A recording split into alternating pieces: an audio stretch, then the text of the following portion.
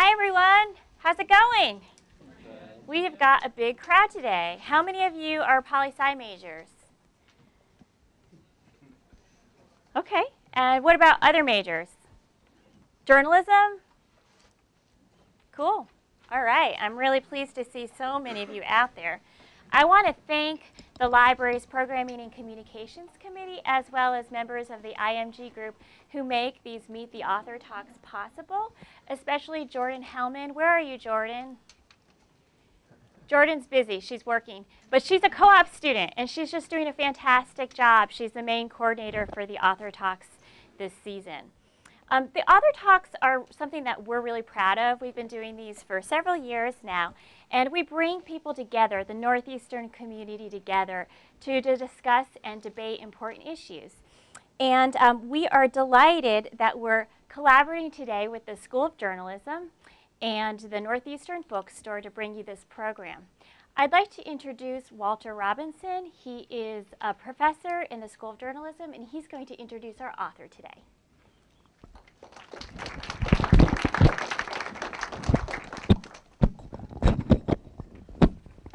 And this program is being filmed and will be on YouTube. Which means, of course, that I have to be careful what I say. I'm Walter Robinson. I teach investigative reporting in the journalism school. And prior to that, I spent 32 years at the Boston Globe. And one of my happiest moments at the Globe came in the mid-90s when I interviewed a young reporter from the Patriot Ledger in Quincy, Kate Zernike, who wanted to play before a larger audience. And we were considering about 9 candidates at the time. And at the end of the interview, she stood up and I stood up and she said, "So when do I start?" And I think it was about a week later she started. We had a reception, friends of Kate, last night. And the former editor of the Globe, Matt Storin, spoke. And he recalled that when Kate Zernike was a reporter at the Boston Globe, we sometimes called her Page One Kate, because she did, so much of the work she did appeared on the front page of the paper because of the importance of the subject matters that were entrusted to her by the editors that she worked for at the Globe. Unfortunately, that kind of good work sometimes causes the Globe and papers its size to lose such talented reporters. And 10 years ago, Kate was plucked out of our newsroom by the New York Times. And since she got there, she's been known as Page One Kate. There have been so many important stories that she has done for the Times in the last 10 years. She is one of the paper's best writers, and this is a paper that is full of good writers. She's often asked on very short notice to write very thoughtful, in-depth pieces for the Week in Review section. She's covered a lot of politics and national stories, and she spent a great deal of time in the last year or so covering this upcoming election and going deeper on the Tea Party movement and its impact so far and its potential impact 13 days from now on an election that may cause a substantial shift in power in Washington. And you're all here today to listen to her because she has just published an extraordinarily good book on the subject. And I have to say, one of the reasons I admire Kate is that she is, number one, this is a bit of a joke among political reporters. She's a political reporter who actually talks to voters. One of our friends last night at the reception said jokingly that his notion of talking to voters was to talk to their representatives, and that way you were sort of covering the voters at the same time.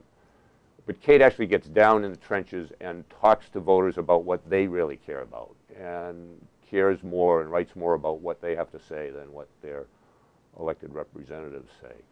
And she does it in a way that I admire because she is, as I think I am, a member of a school where we believe that our job as journalists is to walk down the middle of the street and shoot out the windows on both sides, which is to say, to be fair to each side. So having said that, I don't want to take up too much of the time. Let me introduce this extraordinary journalist, Kate Zernike, and thank you for coming here to Northeastern.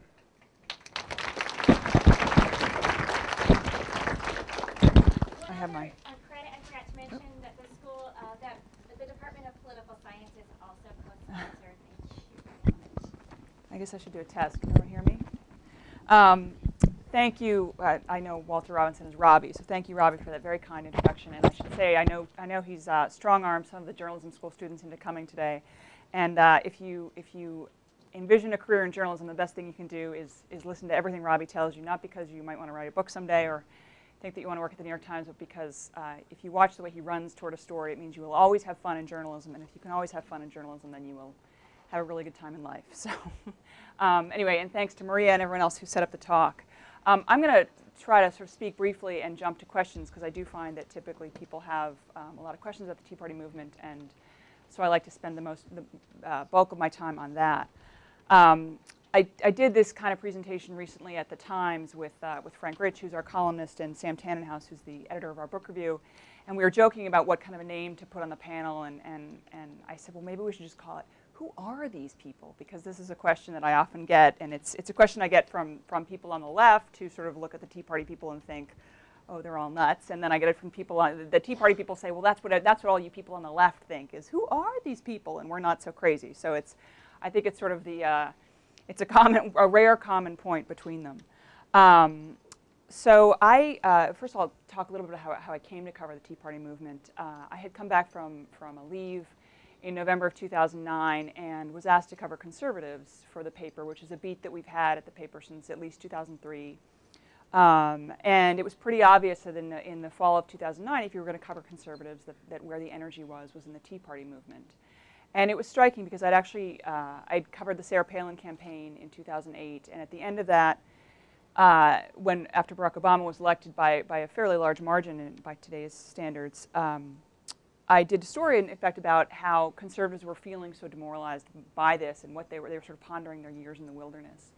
And just a year later, it was really remarkable, the shift in energy, and suddenly conservatives were really enthused and feeling that they were going to have, that they would not be in the wilderness much longer, that the energy, the enthusiasm gap that we talk about that had so favored the Democrats in 2008 was now, in fact, on the Republican side, largely because of the conservatives and because of the Tea Party. So it was a fascinating switch, and as Robbie mentioned, I really sort of felt that, to me, the Tea Party movement was fascinating for the same reason that say, the Howard Dean movement of the early Obama campaign was interesting, because you did have a lot of voters who were coming to it saying, or a lot of people coming to it saying, feeling like they had been shut out of politics for a long time, and feeling put off by the Republican Party and by the Democratic Party, even though most of them were Republicans, because they felt they'd been shut out when they'd tried to become active. So I went to my first Tea Party event at an indoor rodeo in Rapid City, South Dakota, and it was probably what most people living on the East Coast would expect when they go to a Tea Party rally. It was there were a lot of people it was a Tea Party Express event, which are these bus tours that they run, and there are these sort of 2 or 3 week events across the country. And they have this whole road show that they do. They have this guy who sings the stimulus song and the bailout song, and it's obviously the anti-stimulus song and the anti-bailout song. And from people in the crowd, I heard a lot of stuff that you might find on a Glenn Beck chalkboard, sort of, Obama's a Marxist, his people are all Marxists, we're on the path to socialism, if we weren't there already.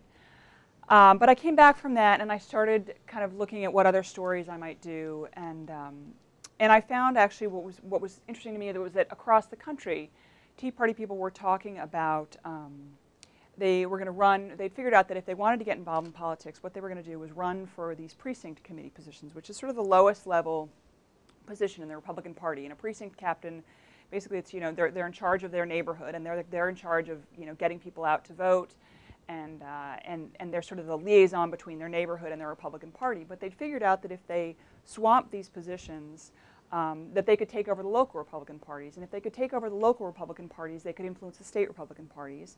And of course, if they could influence the state Republican parties, they could influence the National Republican Party. And this was the way that they would be able to influence the party and get the party to endorse the kind of candidates that they wanted. So to me, this was sort of ingenuity on their part. And again, I think the people I talked to, I remember meeting one woman at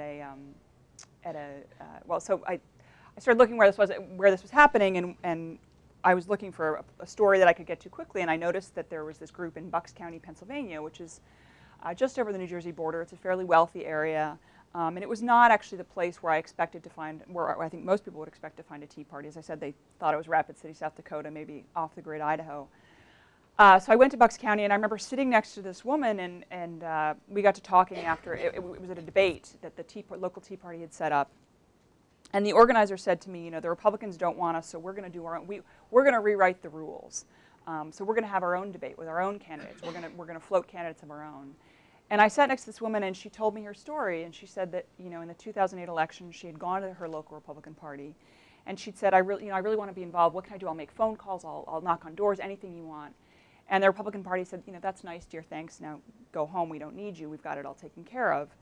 So she went home and she signed up for emails from MoveOn.org, not because she'd become a lefty overnight, but because she thought that MoveOn.org, which is of course a liberal activist group, was so well organized, and she wanted to learn from them. And I just thought it was sort of interesting, this combination of left and right. But I think a lot of people who got involved in MoveOn.org or got involved in maybe the Dean or the Obama campaign felt the similar way she did on the left, which was that they'd been shut out of politics and they wanted to be involved.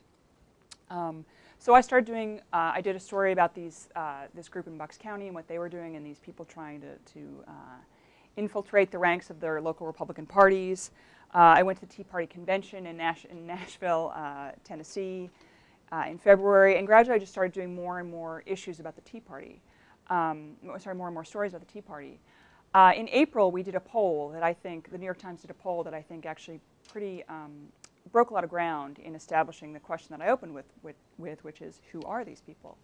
Our poll found that the Tea Party, that people who support the Tea Party make up 18% of the American electorate, which is a pretty striking percentage. I think Gallup has found up to 30% of Americans define themselves as Tea Party supporters. Now, these are people who are inclined to agree with the Tea Party positions.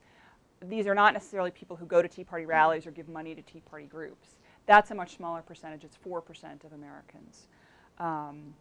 But this group, the group is, the Tea Party supporters are almost overwhelmingly white. While you do find blacks and Hispanics at Tea Party rallies, they're not represented in among Tea Party supporters in their same proportion as the country at large. I think there was some thought early on that the Tea Party supporters were independent voters, people who might have been inclined to vote for Barack Obama, or might have voted for Barack Obama, or been inclined to vote for him again, but had become disaffected. Our poll found that in fact they weren't. These were hardcore Republicans, conservative Republicans who defined themselves as conservative Republicans. They weren't necessarily Democrats or swing voters. Yeah, I used to get a lot of emails when I would write. I would describe the Tea Party people as angry, and so one of the questions we asked was, people would write to me and say, "Well, I'm not angry, and how dare you just say that we're this angry mob?" So we said in one poll question, we said, "How would you define your feelings about government?" And they were offered the choice of satisfied, dissatisfied, but not angry, or angry, and 53% of them said angry. So I think it was a fair characterization. So again, they described themselves as conservative. They were actually, they had a higher level of education and a higher level of income than the average Americans in our poll, which I think struck a lot of people as very surprising. And they were incredibly pessimistic about the direction of the country, and in particular about the direction of the economy and the prospect that the economy would recover soon, or that the bailouts and the stimulus, which was the government response to the economic collapse in September of 2008, had worked or had created or saved any jobs. I think that within these poll numbers, what I found sort of striking, and I noticed this as I began to attend more Tea Party events, I think everyone does take away from that and take away from other polls that this is a group of largely older white men who are really angry and don't like Barack Obama. But if you went to a lot of events, what you found was, or what you gradually saw, was that the Tea Party had been started and pretty much remains organized by younger people, who are people sort of, you know, under 45, but mostly under 30. And they're libertarian at heart. Many of them are Ron Paul supporters. And they are very idealistic, very ideological, and really came at this believing that that the economic response that the government had to the collapse in 2008 was the wrong one. They embrace sort of a more Austrian economic thought, which is sort of the opposite of Keynesian economics. It's this feeling that we should just let the market do what it will, and that's the way back to recovery. And so that's kind of what I would call the libertarian strain and the libertarian core of the Tea Party movement. As the Tea Party movement grew, beginning in February of 2009 and moving on to the summer when we had the healthcare town halls, I think it attracted a lot of older people who were in particular very worried, very fearful about the economy, but in particular what was going to happen to their health care. So this kind of creates an interesting dichotomy within the movement, which is that you have young people who are sort of these young tech-savvy people. I mean, the Tea Party, and I talk about this in Boiling Mad, it was actually organized on Twitter. There were a guy named Rick Santelli, who's an anchor for CNBC, went on this rant, which you can find on YouTube, where he was on the floor of the Chicago Board of Trade, and he talked about how outrageous it was that the Obama administration was going to bail out people who bought houses they couldn't afford. And he said, you know, we're going to have a Chicago Tea Party in July, and we're going to dump all these derivatives into Lake Michigan. Well, a week later, within hours of that, a group called Top Conservatives on Twitter were all tweeting about this and saying, let's have a Tea Party, let's organize this Tea Party. And they did, and as I said, they tended to be these young conservative types. The Tea Party continued to be organized, it continued to grow after that over the next few months, and attracted this older crowd. I think this explains one of the contradictions that sort of confuses and sometimes amuses people about the Tea Party, which is everyone remembers the sign from the town hall that summer saying, keep your government hands off my Medicare. And everyone sort of mocked this as the stupidity of the Tea Party movement, and don't they get that Medicare is a government program? And you could look at it that way, but in fact, I think what that says about the Tea Party is that its ideology, again, had been shaped by sort of a group of young libertarians who really did believe that we should phase out Medicare and Social Security. And then its ranks have been kind of swelled by a lot of people who are on Medicare or Social Security. So yes, there was an internal contradiction, but I think it was mostly, it sort of reflected the way the Tea Party had grown. Also, I think, you know, as the Tea Party has grown, it's attracted more people. It's sort of, the NAACP has a report out today saying the Tea Party has given cover to racism and is at its heart racist. I don't believe that it was motivated by that, or that was the motivating force for the Tea Party, but I think as it has grown and people have seen these rallies where there's some sort of outrageous signs, a lot of people who have some outrageous thoughts. Oh, I'm sorry, is my mic not on? Oh, sorry. As people have seen some of these, is that better? There we go. I can hold it. As people have seen the kind of thoughts that are expressed at Tea Party rallies, people who might have those thoughts feel more comfortable expressing them and think that maybe the Tea Party is the place for them. So I do think that there are those elements within the Tea Party, and I think it's it is present, but I don't think it defines the Tea Party movement. I think it continues to be a fringe. I did a story last week in terms of, people are always wondering exactly how much of an impact the Tea Party is going to have on the midterm elections. I did a story last week that was really interesting because I went through every House race in the country to find out every House and Senate race, sorry, to find out where Tea Party candidates are running. And we found them in about half of the challenging races, people who were challenging Democrats or open seats in the House, and about a third of the Senate seats, which is really quite a remarkable number of people, and a very high proportion. Some of them are politicians who are just running now with Tea Party support, but a lot of them are people who are new to politics and are running for office for the first time, which has been interesting. I actually think that when we did this race-by-race analysis, many of them are running in districts where the demographics are stacked against them, and even if they get every Republican and independent vote in the district, the Democrat is still likely to win. The real sort of question about the Tea Party coming out of the primaries and into the general election is whether their energy is going to help the Republican Party, or whether their extremism, on the other hand, will actually hurt the Republican Party because they've chosen candidates who are farther to the right than what the Republican Party was hoping for. When I did this race-by-race analysis, what we found was that generally Tea Party candidates are doing well in districts where Republicans are doing well. And that, in fact, there are a handful of districts where where Republican-leaning districts where the Democrat is doing well because there's a Tea Party candidate. There was no example that we could find of a district that sort of by demographics leans Democratic and the Tea Party had made more competitive. So I think that it's still an open question, the effect of the Tea Party, but in the end we may see that it does end up doing as much harm as good it did. And of course the race that everyone looks to on the harm side is the Christine O'Donnell race in the Senate, where the Republicans were fully expecting to take that seat quite easily, and the victory by Christine O'Donnell dashed those hopes, although I would still say don't count anything out because nobody expected her to win the primary either.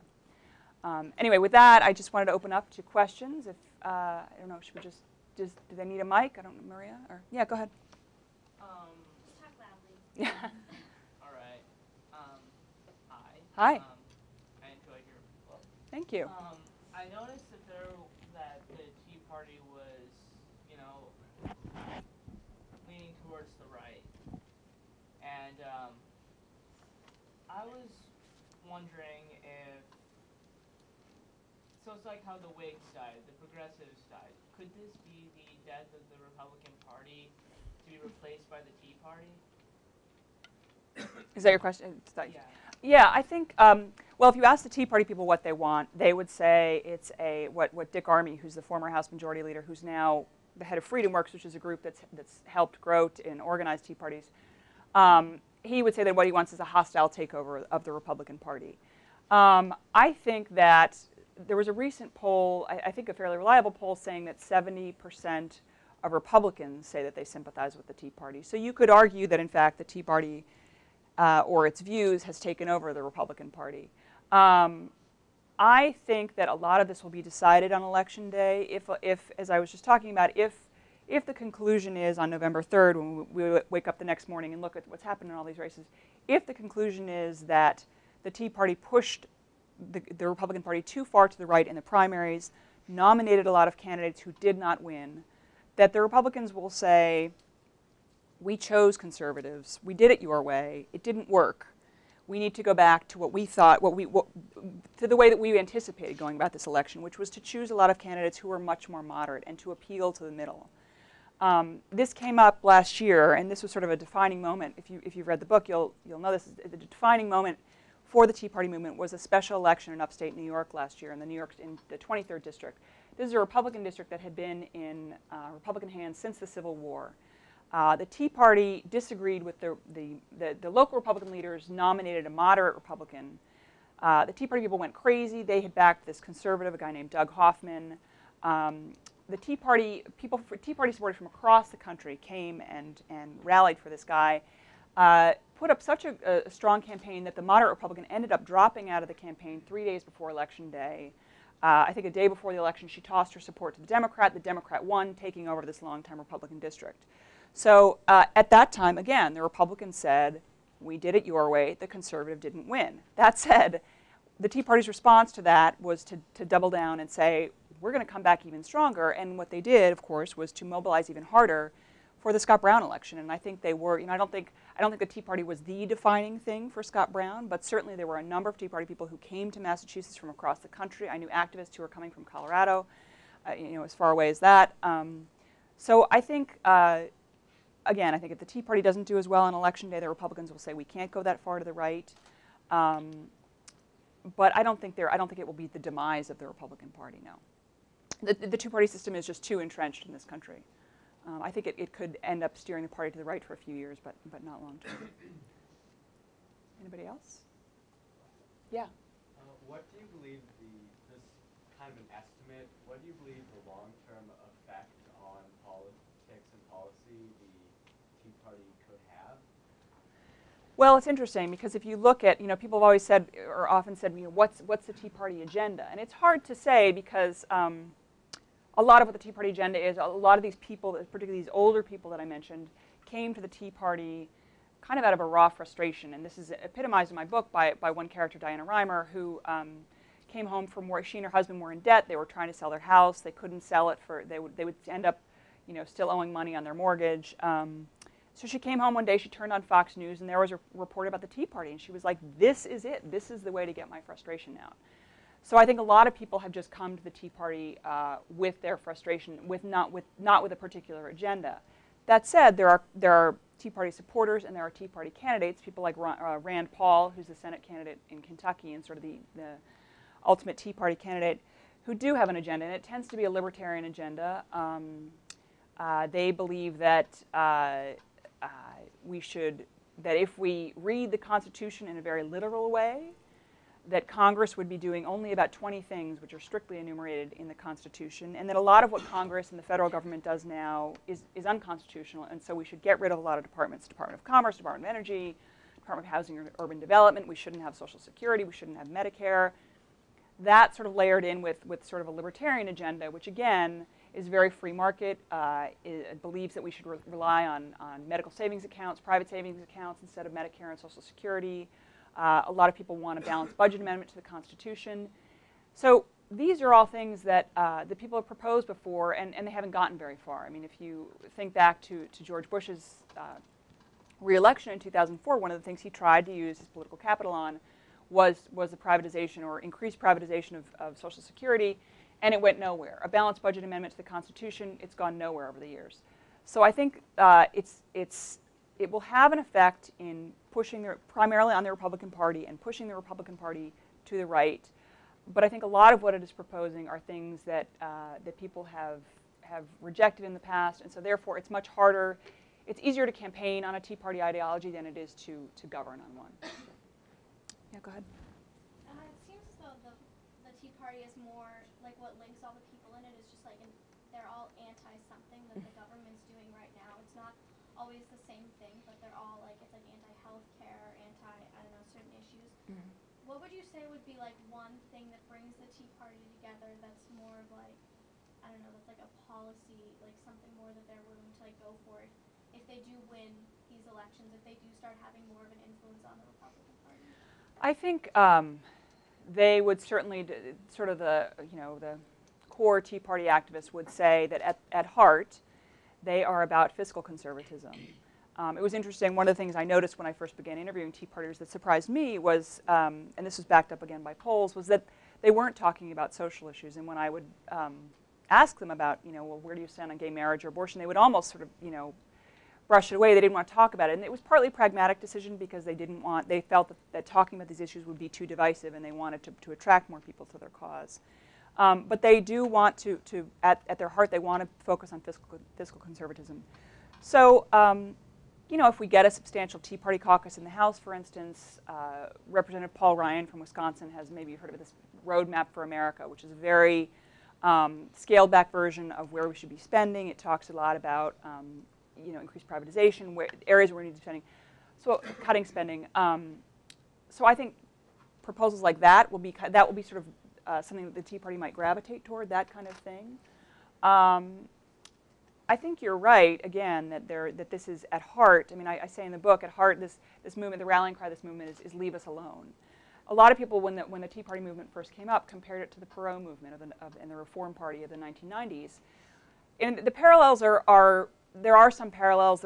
Like the Tea Party, the Perot people tended to be better educated and wealthier than average Americans in polls. But the Perot movement was much more talking about good government and good, reforming government. The Tea Party, by contrast, sort of wants government out of our lives, or wants the federal government out of our lives, and feels that much more should be brought to local control. So again, when they say get rid of the Department of Education, most of them are not talking about getting rid of schools entirely. They just feel that there should be much more local control. And I think what unites them, and I talk about this in the book, there was an essay, a wonderful essay that was written by a guy named Mark Lilla at Columbia last year. It was published in the New York Review of Books. And he sort of talks about this, this sort of sense of individualism that's always been a part of American culture and life, but that's really grown in the last several years. And you see it in the increasing number of people homeschooling their children, or going to the internet to look for medical cures instead of going to their doctor. It's this sort of sense of self-esteem and I can do it myself. And the Tea Party sort of reflects that. They're saying, government, get out of my life. Anything the government does, it does wrong. A lot of these people who I talked to, who were the keep your government hands off my Medicare types, When I pressed them about this and would say, well, these are government programs, and they would say, yes, but the government, but they're bankrupt, and the government does everything wrong, and everything the government gets its hands on, it messes up, so we need to get less control. So I think that's the sort of their rallying cry. Yeah, did you have Yeah, you've spoken a lot about the effect that the Tea Party could have on the Republican Party and the Republican base. What effect do you think that, and has already had and will continue to have in the rest of the Obama administration in terms of them trying to push through bills that need bipartisan support? Well, I think certainly the Republicans said early on that they weren't going to work with Obama. They kind of made a decision as a caucus that they were not going to give him any quarter, and they were not going to allow him to claim any bipartisan support. I think the Tea Party didn't cause that, but maybe empowered that decision, because there was this groundswell. They could point to a groundswell of among conservatives who didn't want them working with the president. So I think that absolutely, it made healthcare much more difficult. It wiped energy legislation that was particularly any that would include a cap and trade policy on carbon emissions. Wiped that off the table. So I think it's definitely had an effect on bipartisanship, or the lack thereof. But one sort of extension of your question is, what effect will it have on the Democratic Party? To me, it was sort of striking that that the Democrats didn't kind of wake up a bit more after the Scott Brown election. I mean, we saw a little bit of a backlash. We saw something called the Coffee Party start in February after the National Tea Party convention, and those were largely, I think, Democrats who felt like they wanted a force to counter the Tea Party. But I think only recently, and really only after the Christine O'Donnell election, did Democrats begin to close the enthusiasm gap. And I think a lot of Democrats, particularly sort of on the farther left, have been disillusioned with the president. And so not only has he been battered by this groundswell of conservatism on the right, but a substantial number of people in his own party are not supporting him. So I think there has been sort of this. The Tea Party kind of came up through the middle and was able to have more of a voice because Democrats really weren't countering it that much. Yeah. I teach here in the School of Journalism, so first of all, let me say thank you for coming. Thanks for having me. Secondly, the Tea Party, how would it like to deal with terrorism? Is this an issue that they think about? And by extension, would they like to get rid of the Defense Department? And finally, tell us about I'm going to have the New trouble York keeping Times. track. Sorry, tell us what? About the New York Times. What is the mood these days in the New York Times? Well, I'll start with the first part and hope you forget about the last one. So, terrorism. Again, the Tea Party wants to talk about economic conservatism, fiscal conservatism. They don't want to talk about social issues for the large part. Many of them say we shouldn't even be talking about immigration, although I would say the vast proportion of them do want to talk about immigration and are motivated by a sense that we need to do something on it. But terrorism and foreign policy is not something that they would purport to have a Tea Party agenda on by choice. However, when you talk to people individually, they are largely people who supported President Bush on the wars in Afghanistan and Iraq. A lot of Democrats have sort of looked at the Tea Party and said, well, if you're so concerned about fiscal conservatism, where were you in the Bush years when we were entering these two wars? And the reality is these are conservatives. They were supporting President Bush. They're supporting the military. They're big, believe that we should support our troops. So I think, and I talked to a number of people. There's one character in my book who says that the reason that she didn't embrace John McCain, she didn't like John McCain, but the reason she didn't want to vote for Obama was that she felt that that his desire to negotiate with Iran and Syria was dangerous. So certainly there's a conservatism there. On the Defense Department, that's actually one of the things that they talk about in the Constitution. So under a strict interpretation of the Constitution, Department of Defense stands. As for the mood of the New York Times, look, journalism is changing. I think every newspaper is going through a lot of change. I think we're not in the I'm trying to think. It was, I guess, about a year ago that we did a number of layoffs and we had furloughs, and I think that the mood that was pretty depressed then is not the same now. I think things are feeling a lot better. Thanks for asking. Yeah. Yeah, I've been doing some research for my dissertation into general responses to the economy, and in particular this one Tea Party group in Northern Indiana. And Which one? The Michiana 912. They're in my book.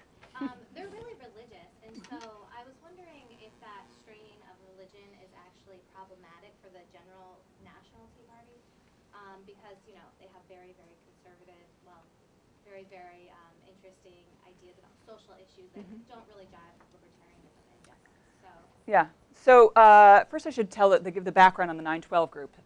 So Rick Santelli does his rant in February of 2009, the end of February, and there had been some kind of scattered protests, which I talk about in the book, and including by this one very entrepreneurial young woman in Seattle, which is sort of the last place I expected to find the country's first Tea Partier.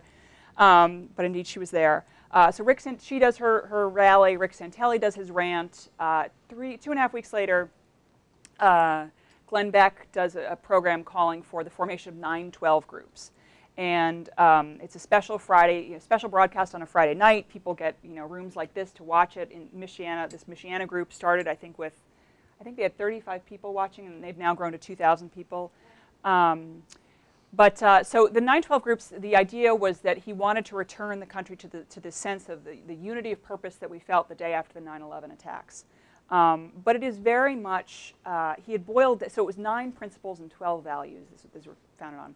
These were boiled down from the 28 principles in a book called The 5,000-Year Leap, which Beck had promoted on his show, and he put it at the top of his reading list for the 912 groups. This book was written by a Mormon anti-communist crusader from the 60s named Cleon Skousen. He died at the age of 92 in 2006. And this book argues that it says that what it claims to do is look at the Constitution and the original words of the founders, and so to get back to the original meaning of the Constitution. And what it argues is that the founders were very much influenced by natural law or God's law, that they did not believe that there should be separation of church and state. In fact, this phrase does not, Christine O'Donnell is right about this, the phrase does not appear in the Constitution, but that in fact this book argues that the founders would have wanted much more collaboration between church and state. They would have wanted kids in public schools reading the Bible. They would have wanted church groups meeting in public schools. So these groups have definitely, many people in these groups have read this book. The reason I was there, I was in Elkhart, Indiana, doing a course on the Constitution with this group. And the course on the Constitution was taught by this organization that this guy Cleon Skousen started. And so it was very much the Constitution as according to this book, as according to his views. So there's no doubt that religion plays a part in that. That said, the guy who took me to this guy who I sort of, how I ended up in Indiana, as we were driving there, he said, some of these people in this group want to talk about religion, and I keep telling them, you bring up that old Ralph Reed stuff, it really turns people off. So again, there was a very conscious decision. These are largely social conservatives. There is a lot of overlap with evangelicals and conservative Christians, but they're consciously trying not to talk about that. But as it's gone on, and as we had more rallies, and you can't stop people from saying things at rallies, and you can't stop people from having the beliefs they do. So it's come out more and more that they really are very socially conservative. I think in some ways it's kind of increased the sense of a crusade around the Tea Party, and in other ways I think it does risk sort of turning people off, as this guy said to me. But I think it's been very hard for the Tea Party to keep out these issues, and I think a lot of the 912 groups in particular are now having much more of a religious focus, and they're doing something called Restore America, which is trying to get back to sort of what they would say are Judeo-Christian values of the country. Now, if you talk about Judeo-Christian values, a lot of Muslims and the people, a lot of it gives quarter to people who will say, oh, well, we have a Muslim in the White House, and all those accusations. Anyway, another question? Kind of related to the previous question, when the Tea Partiers or Tea Party supporters talk about getting back to the roots of the Constitution and what the founders really wanted, it kind of reminds me of religious fundamentalism and Puritanism and various efforts to reform in various points in time in Islam and Christianity.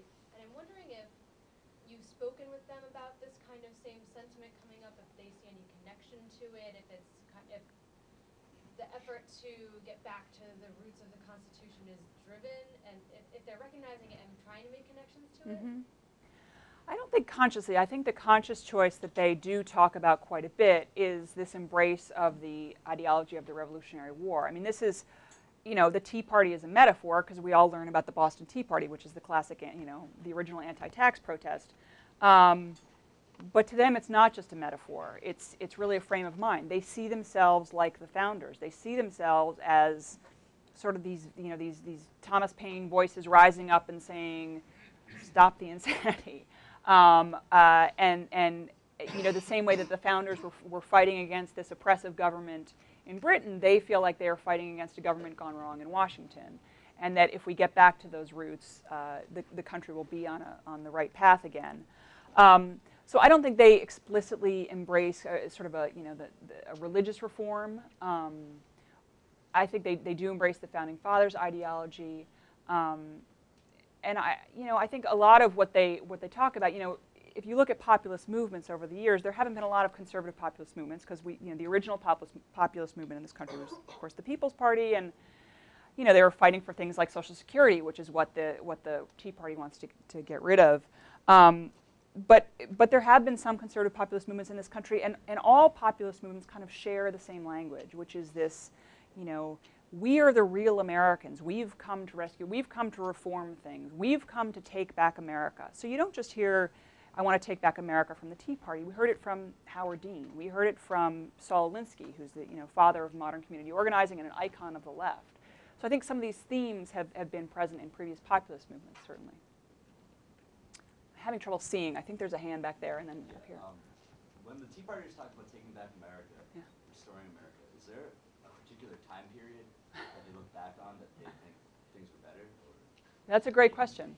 I think certainly they would sort of, I think if you got at sort of the emotional heart of this, it would be to when the economy was better, because there's tremendous economic anxiety underlying this. The more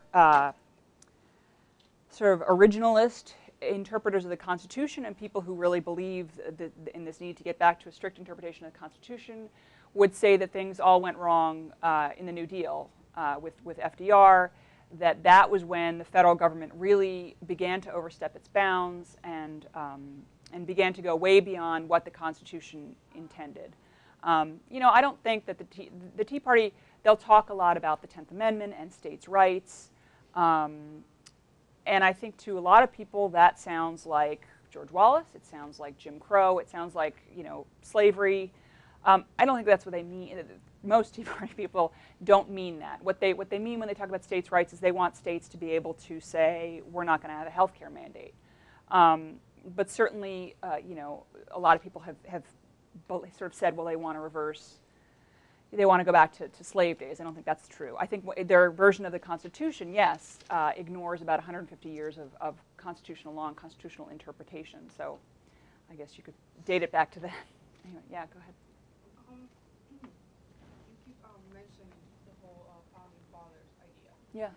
I thought that the purpose of the Constitution was to build a strong. Was to. Not the purpose of the Constitution, but one of its main. I mean, what came about or what brought it was, you know, wanting to build a strong central government. Isn't that sort of going against then? I mean, because you keep mentioning that they just want to Local. sort of give more power to the states, but isn't Right. the purpose of the Constitution is to form a strong central government? Well, this was a big argument that the founders had when they were writing the Constitution, and for years afterwards. And there continued to be this fight and questions like, does the Constitution authorize a central bank, which is what we now know as the Federal Reserve? So this was a question that was debated at the time of the Constitution and continued after until sort of the mid-19th century. The preference was toward the states. With the Civil War and with slavery, it became clear that that the states could not be relied on to ensure life, liberty, and the pursuit of property for all their residents, in particular for blacks, and that the federal government needed to step in and enforce those laws, enforce the Voting Rights Act. And again, this continued to be a battle well into the 1960s. So I think this has been a central tension at the heart of American life for years. I don't think the decision was the original Constitution did not resolve the discussion, but I do think that the amendments, 13, 14, and 15, in the mid-19th century did address that, so yes, it was a very conscious decision toward a strong federal government, a strong centralized government. So the original Constitution, no, but how the Constitution has developed and been amended, yes, absolutely. Go ahead.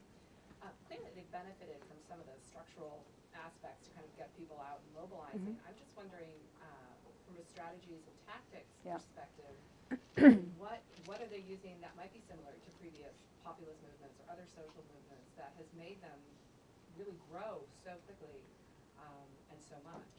This is one of what I find one of the most intriguing things about the Tea Party, which is the number of people who I spoke to, like the woman I mentioned, who very consciously were looking at what the other side had done, what the left had done to mobilize, and saying, I want to do that, because they're doing a good job. So they very consciously look at how Barack Obama used social media in 2007, 2008. They look at what groups like MoveOn.org have done. A lot of their micro-targeting is what the Democrats did very well. Not that the Republicans aren't doing it, but they're using a lot of new technologies, absolutely. On the other hand, a lot of what they're doing is, and they're also, we all remember Sarah Palin made community organizer a term of derision in the 2008 election because she would mock, Barack Obama, he was just a community organizer. He's, what experience does he have? Well, the interesting thing about the Tea Party is that they all want to be community organizers. They idolize community organizing. They think this is great, and that what you need to do is go out and organize your community, that it's knocking on doors and following up with thank you notes. And so a lot of it is a lot of what the local groups are doing, and a lot of what these national umbrella groups are coming in and telling them to do is kind of just old-fashioned, boots on the ground, get out the vote strategies. But certainly they're using media, and of course that worked very well in the primary. But as we get closer to the general election, we're going to see a lot. We have seen a lot of sort of traditional Republican groups and come in and kind of now that they're more in charge. So it's not as much these local groups. But they're definitely learning from the left, which was fascinating to me. Yeah, go ahead. Over the last few years, it feels like we've seen the rhetoric of politics kind of get ratcheted up to this very hostile level. We've seen moderates in the Senate, like Evan Bayh, leave, partly saying that it's too polarized and we can't really work with anybody anymore. And it feels like the Tea Party has helped kind of raise the level of hostility. And I'll say, as someone who leans left, I feel a level of hostility towards some of these things that I hear from the far right. So I'm just wondering if you see, is this the new normal? Or is there ever a way to kind of ratchet it back down? Right. This very hostile kind of. Well, I should tell you, I was covering the Glenn Beck rally in Washington, and there was this young woman. I would say she was 25 maybe, and she was very tall and sort of real sense of possession. And she was wearing a Barack Obama Hope T-shirt. I thought, well, this is interesting. So I went over to her and I said, "Excuse me," and she was so brittle. She went, "What?" And I was like, I'm just a reporter and I want to ask you a question. But so she sort of relaxed and began to talk to me. But as I was talking to her, someone came up to her and started wagging her finger in her face and saying, "Name one thing he's done. Just tell me one good thing. You can't tell me one good thing that he's done." So yes, to your question about polarization, absolutely. I don't know that I blame the Tea Party explicitly, but I do think that there has been, I think it started before that. I think it starts with, I think it's partly the media. We've seen, Fox News has more of a consciously conservative bent, and has a lot of what Glenn Beck talks about are sort of in extreme terms, things like socialism, Marxism. These are loaded terms. So I think that this whole, as that has fostered the Tea Party movement, yes, the Tea Party movement has furthered that. I think both sides are good. Well, I was going to say, I think they would argue, and rightly so, that you heard some of the same rhetoric. I mean, people called Bush a Nazi, and so yes, it has become certainly more heated. I don't worry, not that I worry, but I don't sort of look at moderates like Evan Bayh so much as I look at someone like Lindsey Graham, who I consider fairly conservative. He was, when he was a congressman, he was an impeachment manager against Bill Clinton. He's now in the Senate. I consider him a fairly conservative guy. he's now a moderate by Tea Party standards, and they're trying to find a primary challenger to him who would be to the right of Lindsey Graham. So I think our definitions of what is moderate and what is conservative are also changing. And yes, absolutely the rhetoric too. Yeah, go ahead. I was wondering if you could characterize to what extent you think the Tea Party still is an authentic movement. I mean, my impression was during the healthcare debates, it sort of had gotten co-opted that corporations and, you know, we saw in Salon, who's funding Karl Rove now, were bringing in people who weren't part of the Tea Party movement, these elderly people, where they all of a sudden became remarkably hostile. Keep your hands off my healthcare. Right. And it seems to me it's lost that sort of grassroots sort of appeal now, where to me it seems much more Machiavellian. It's a few people pushing people through the media, through Fox. I'm sure they'd see us watching MSNBC and say the same thing. Right. But it doesn't seem like a real movement to me anymore. No, I think that, well, what I would say, first of all, starting out, I think it still retains a lot of, it's just, I mean, if you go around talking to people, they're not, there's a difference between Karl Rove and your average Tea Partier. Most Tea Partiers aren't in connection with Karl Rove, and Karl Rove is doing the same things that he was doing in 2000 and 2004. I think the Tea Party movement genuinely started out as a grassroots movement. I think there was genuinely anger and fear about the stimulus and the bailouts, largely because people, you know, don't understand economics or don't have a familiarity with it, and look at it and say, wait, we're out of money. Why are we spending more money because we're out of money? That's sort of the, you know, to them it was kind of it didn't make sense. So I think it starts out as grassroots. I think it was very quickly heavily fertilized, is what I would say, by a lot of these groups. Hands Off My Healthcare was a line by Americans with a line on signs that were made by Americans for Prosperity, which is a group that's funded by the Koch brothers. I have a story about them in the paper today, but they're this sort of libertarian, these two brothers, very libertarian-minded. They're behind a big, they're the owners of a big energy and manufacturing conglomerate in Kansas. So yes, there were certainly these groups. But the thing to remember is that these groups have been around for a long time. They've been spending money for a long time. And they've been trying to grow a grassroots movement for a long time. I mean, FreedomWorks used to have these protests outside of post offices on tax day saying, like, you know, hate your taxes, join us. And they would never get anybody to join them because there wasn't this popular, you know, grassroots anger. So I think some of it, a lot of it actually was legitimate. You can't, you know, if they were able to snap their fingers and create a grassroots movement, they would have done it earlier. They would have done it before Barack Obama got elected to keep him out of the White House. So I think absolutely it starts as grassroots. Again, as I said earlier, as we get closer to the general election, a lot of these, you know, it ends up being the same big groups that we've seen before. Rove's group, which is, you know, American Crossroads, and but I think there are genuinely, you know, people who are still involved in their local Tea Parties and who do feel very, you know, grassroots and aren't, you know, they're not being paid off by anyone. They, of course, outright reject that sentiment and do think, yes, that your mind is controlled by MSNBC. How do you deal with that? Because there are a lot of young journalists in the room, and then also how do you counter some of the objections? Well, I won't, you know, take things on point by point. I mean, I don't know what objections, but I would say in general, I get a ton of hate mail, equally left and right, equally obscene on both sides. The more obscene ones tend to come at 2 in the morning. They tend to be unsigned and from a fake email address, and they typically address me as Katie, which is not the name I go by on my byline. So, you know, you kind of think, well, I'm getting it from both sides. That probably suggests that I'm coming up the middle. I mean, there are times when I'll have 2 stories back to back, and I will get a flood of email, and some of the emails I won't even know. They're just so sort of vituperative and angry that and they won't mention the story, so I don't even know which side they're coming from or which story they're talking about. You know, look, I just sort of think more and more. There's a lot of polemic out there. There's a lot of one side or the other. I think there's real value to the old-fashioned way, which is what Robbie talked about, which is coming up the middle and trying as hard as you can to be objective.